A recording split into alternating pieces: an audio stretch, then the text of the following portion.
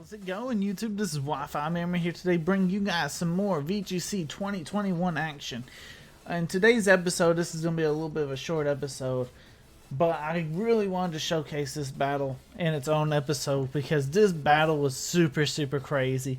Like the title says, how to hit 100% accuracy hypnosis, or something on the lines of that. Because our opponent over here is hitting 100% accuracy hypnosis with his mono poison team. It's very great. It's very awesome. If you're looking at our team, I have made a couple of changes. I'm just tired of seeing Rotom Heat missing Overheat all the time. It seemed like every other game I was missing my Overheat, you know, and very inconsistent. So I thought I'd change things up. This is a Charizard. A belly drum Charizard I've been running on my channel for quite a while.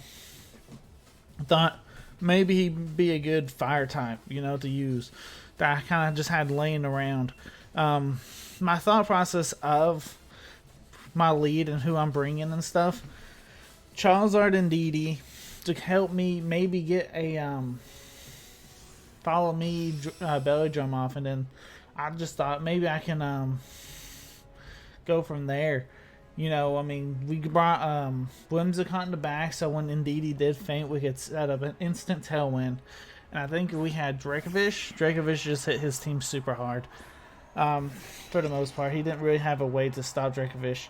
I did change the Dracovish setup a little bit too. I'll go over everything I did on Tuesday's upload.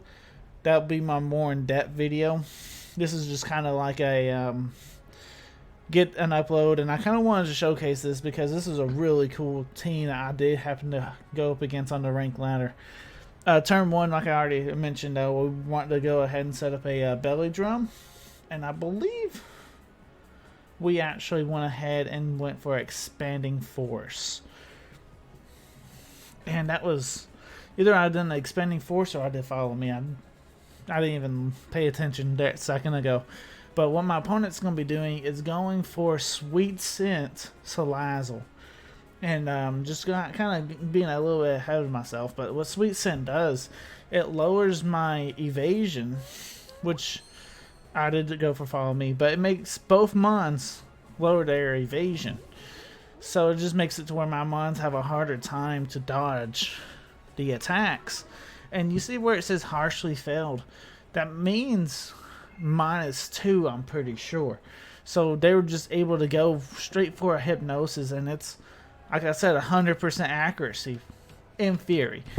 You know, you have to kind of set up that Sweet Scent to do that. But Gengar being super fast, this is actually pretty interesting, you know.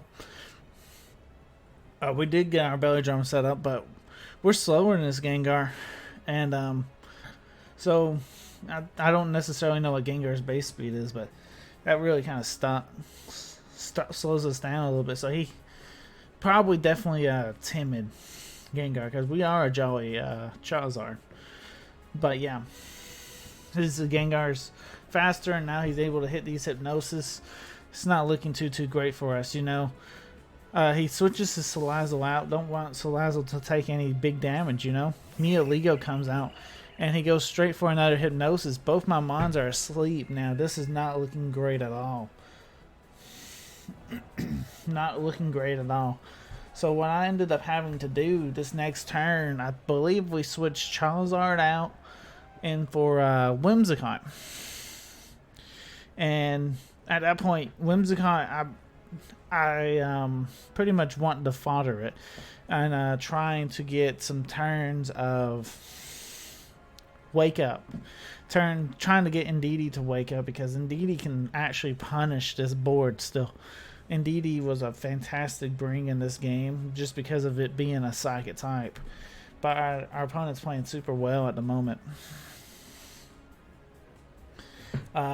Maybe might not have been a great idea to go for the belly drum, but we did.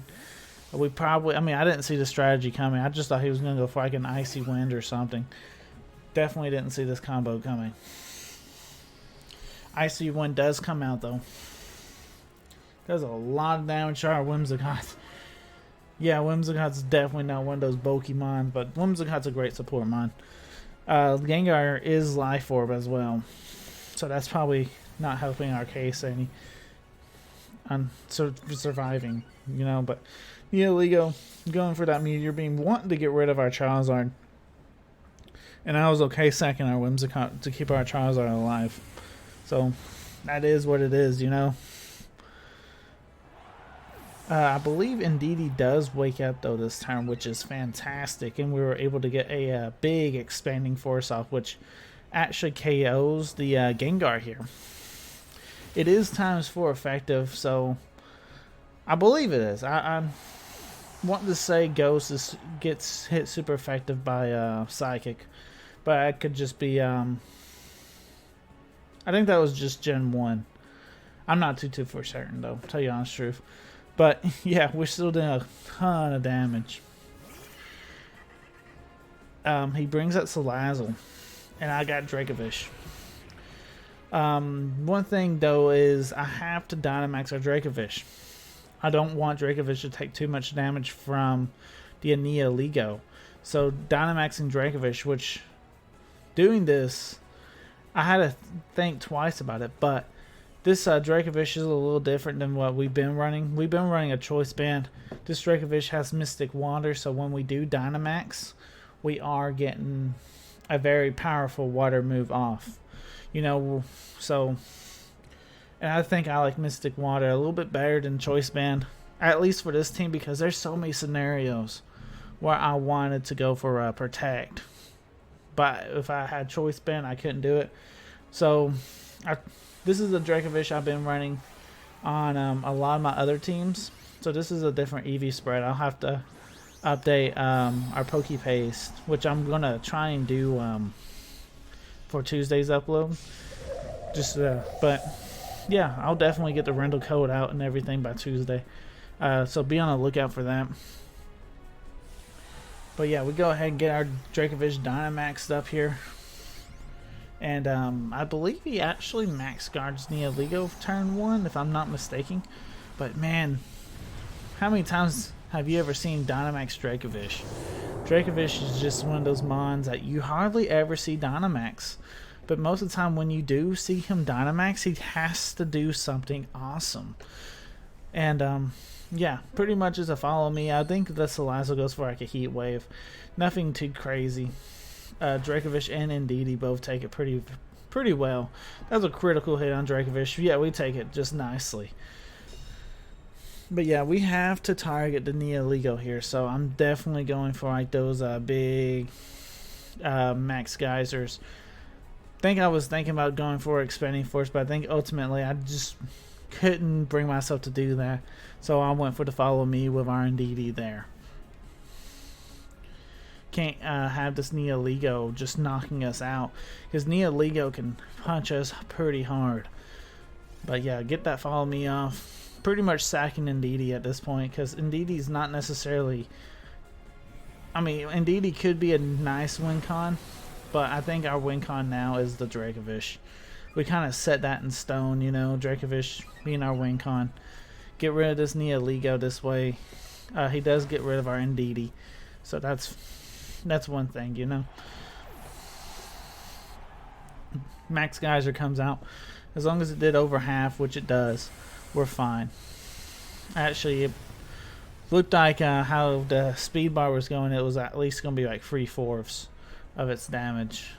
So yeah, definitely a very, very powerful attack. Now we're threatening though with a Dracovish in the rain, you know. So he has to find a way to stop our Dracovish, which Dracovish doesn't have the greatest speed stat, and that's usually how you stop a Dracovish. As long as you have something that kind of can outspeed Dracovish, you're really good. But he has a Mungus, and a Mungus isn't necessarily your answer to stop Dracovish. Salazzle really isn't either, even though Salazzle is faster. He's just not like your hard answer for Dracovish, because we resist his big stab attack, you know. He does have poison. I think he's fire poison, so he can go for the poison move, but Dracovish usually takes them pretty nicely. Fake Tears comes out from the Salazzle though, which is pretty nice. And then I believe We try to go for Flare Blitz into the Amoonguss. Then Max Mindstorm into the Salazzle. I believe that was Focus Sash. It is. So we didn't quite get the KO this turn. Trying to remember what Amoonguss does. I think he went for like he does go for Spore into our Dracovish. So that's one way how you can stop it, you know, putting us asleep and stuff. But at this point, I really feel like we're in such a strong position as long as Charizard wakes up. To me, Charizard can definitely win this game without Dracovish. But we have to wake up, and I feel like we have to wake up this turn. And we went ahead and doubled the Amoonguss. I pretty much knew the Dracovish wouldn't wake up. So Lazzle going for Heat Wave, so it pretty much confirmed that he didn't have the poison move. Charizard does wake up, getting that big acrobatics off, and we're able to pick up the KO on Amoonguss. So it just has the Salazzle versus Dracovish and a Charizard. So we're in a very good spot. So it's pretty much an easy KO from there. I'm honestly thinking our opponent actually ran, but I'm not 100%. But anyway, guys, if you guys did enjoy this little insight battle, let me know in the comments down below, if anything. This is Wi-Fi Marin signing out. Peace.